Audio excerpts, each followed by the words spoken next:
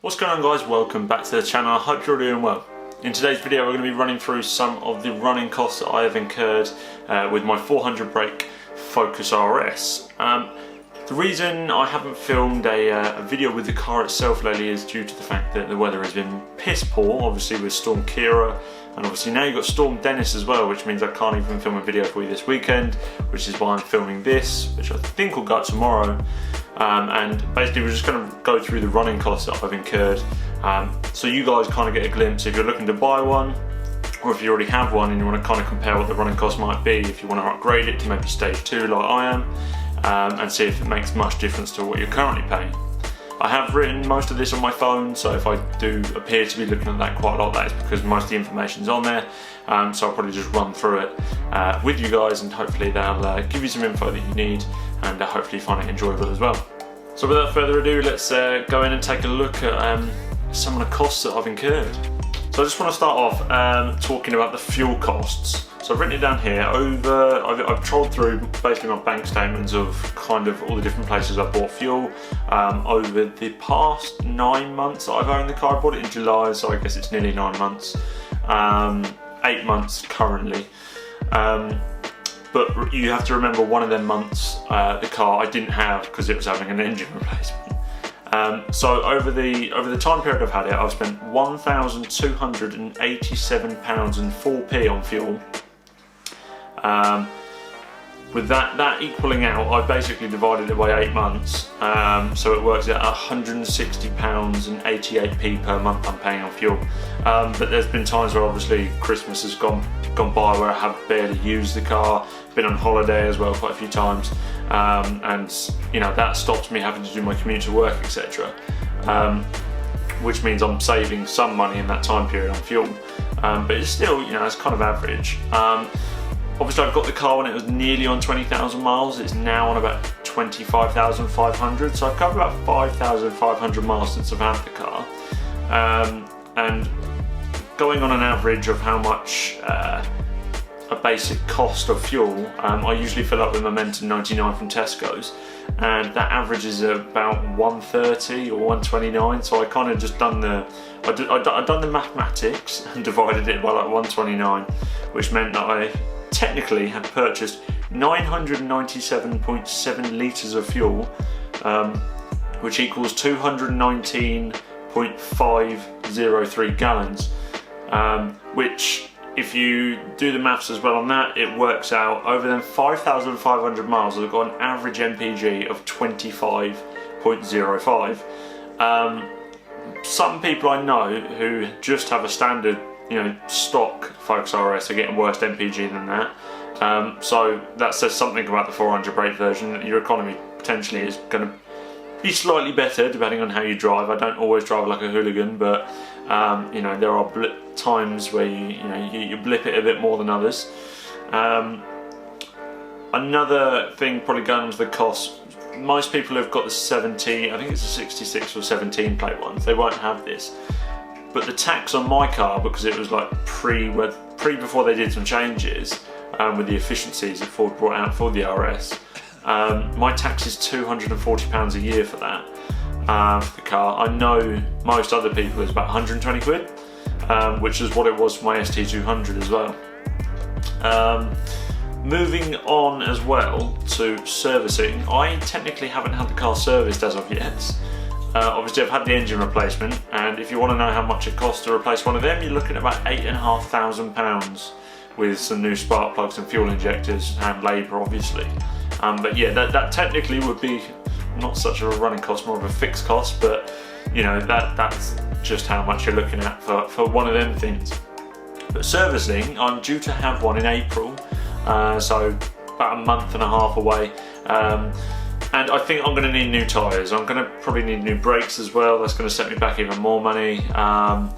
So yeah, it's looking expensive. And from what I gather, the car currently has a Michelin Pilot Sport 4S's on it, so I will replace it with them as well, because technically I believe they are probably the best type of tyre for the car.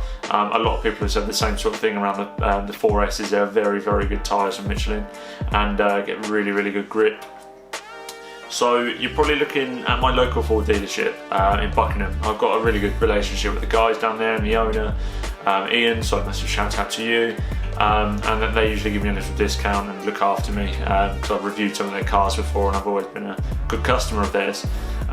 So servicing on the RS probably about 200 quid. Maybe with an MOT you're looking at 55 quid, etc.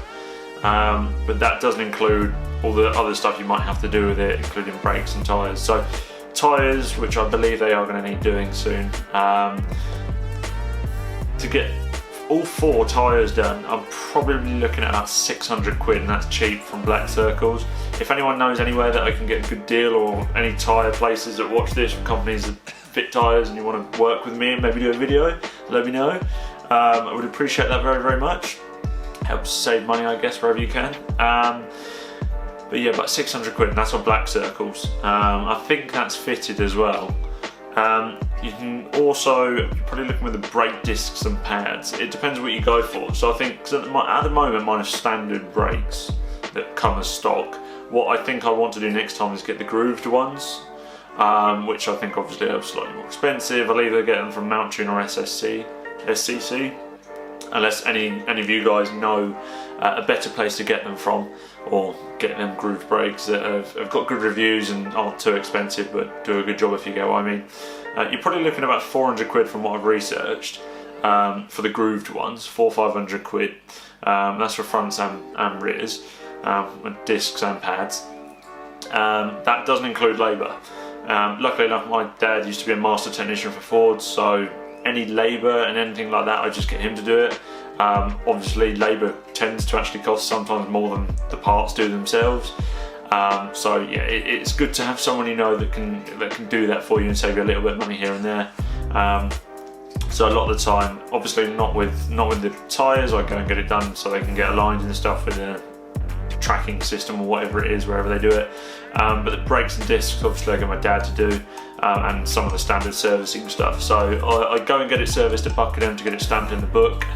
But then if anything major needs doing, rather than having to pay the labour, I just get my dad to do it. We just buy the parts from the dealership and then he'll fit it for me. Saves quite a lot of money actually, so it's a good thing if you know someone in the trade. But the standard brakes, maybe you're looking at like 200 quid I think for the rear and front and rears, discs and pads, depending on where you get them from. I know if you get them from a main dealer, you're probably looking at way above that, but I'm sure you can probably source them online a lot cheaper than that, in all honesty. But that's kind of it for the kind of the prices, running costs, I guess. You know, bear in mind, if you want to go stage 2, you're probably looking at about 4 grand's worth of upgrades. Whether you classify that as a running cost, I don't know, but that's kind of what you're looking at if you want to go stage 2. But I guess that kind of shows you, you know, even if you do go stage 2, the fuel economy really isn't anywhere different to kind of what it is as stock. Sometimes it's actually better because it makes better use of the power, etc.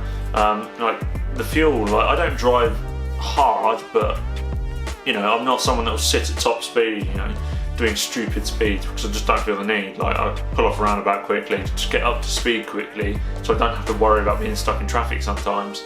But you know, you get up to the speed limit, you stop there, sort of stuff. Unless you're overtaking someone, you might just flip it a little bit just to get past them. But yeah, you know, that's part of the parcel of having one of these cars.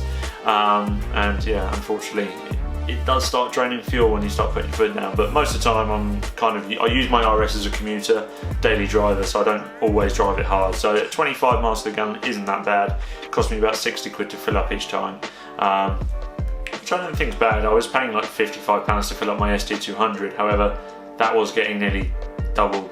Well, it was getting 15 more miles to the gallon than what my RS does, but to me, I don't really massively notice it. The ST might have been able to get 350 miles out of a tank. The RS probably gets 300. If you drive sensible, probably 250 if you drive like an absolute buffoon. But other than that, yeah, they are the running costs. And I'd be intrigued to hear what you guys have in terms of running costs, kind of what MPG you guys are getting on your RSs and what kind of stage they are in modifications. Whether it's stock, you know, stage 1, stage 2, stage 3. I'd be intrigued to see what a stage 3 is, especially the M520 from Mountune. So if any of you own them, or a stage 3 car, let me know what sort of fuel economy you're getting and your running costs, because I'm really, really intrigued to see. But hopefully you guys have found this useful. If you are looking to get an RS and you're kind of going from an ST, I wouldn't massively worry about the fuel economy. There's not much difference. Obviously you're looking at 10 miles to the gallon, you might think, oh that's loads. It's probably about 70 miles a tank. But the smiles it puts on your face is definitely worth it, and it's just such a fun car to drive. So I would definitely advise getting one if you are looking into it.